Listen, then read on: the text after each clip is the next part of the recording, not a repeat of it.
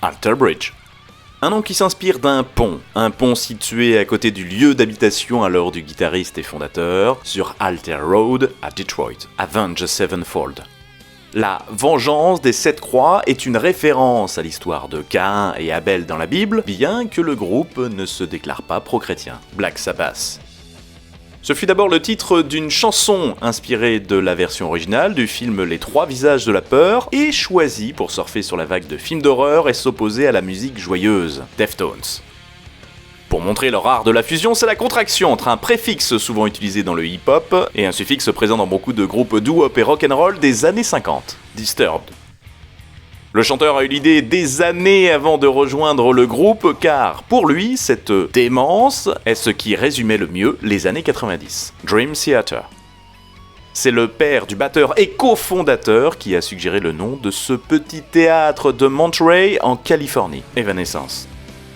Le groupe avait le choix d'un mot traduisible par disparition ou éphémère pour souligner le mouvement continu du temps et sa fugacité, Face No More.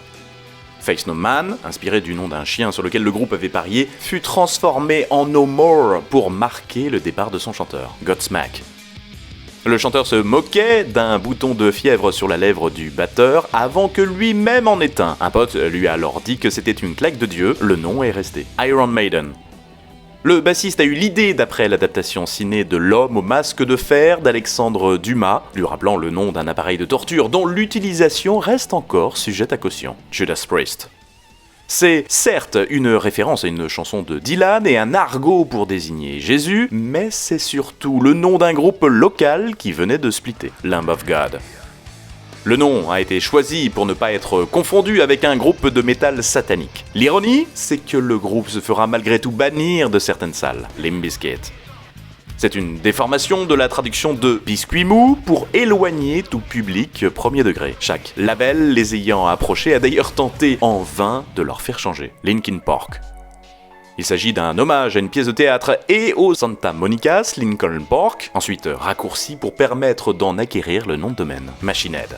Cela ne vient pas de l'album du même nom de Deep Purple, le chanteur l'a simplement choisi parce que ça avait l'air cool. Marilyn Manson.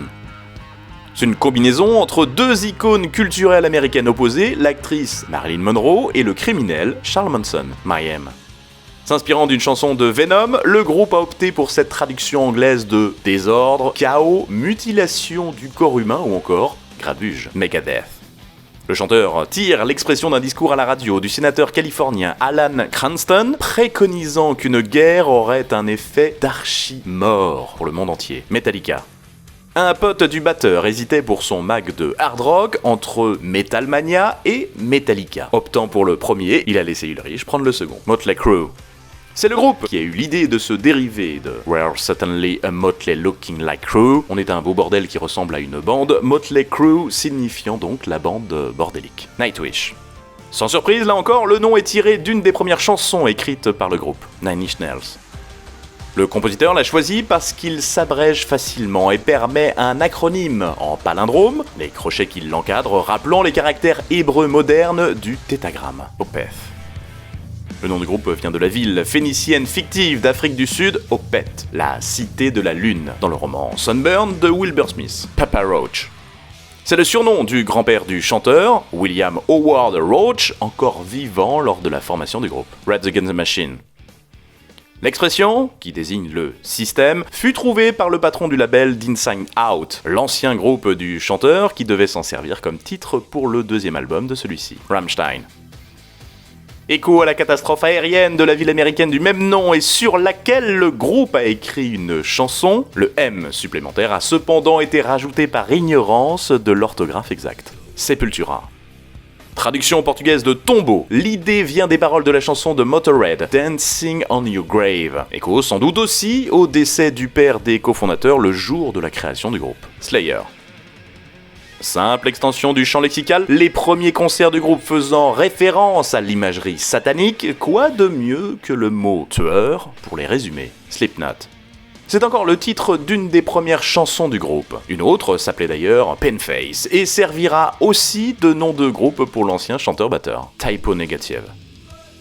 Le chanteur a eu l'idée en lisant une annonce d'une banque de sang dans l'annuaire. Une banque prête à débourser une fortune pour le groupe sanguin au négatif. D'autres questions sur l'origine d'un groupe? Posez-la en commentaire. Et n'oubliez pas, pour me soutenir, d'aller faire un tour dans la boutique. Les miniatures sont juste en dessous de la vidéo. Il y a plein de nouveaux t-shirts que j'ai dessinés cet été. Le meilleur acheteur de la semaine décidera d'ailleurs de la vidéo de rentrée à vendredi.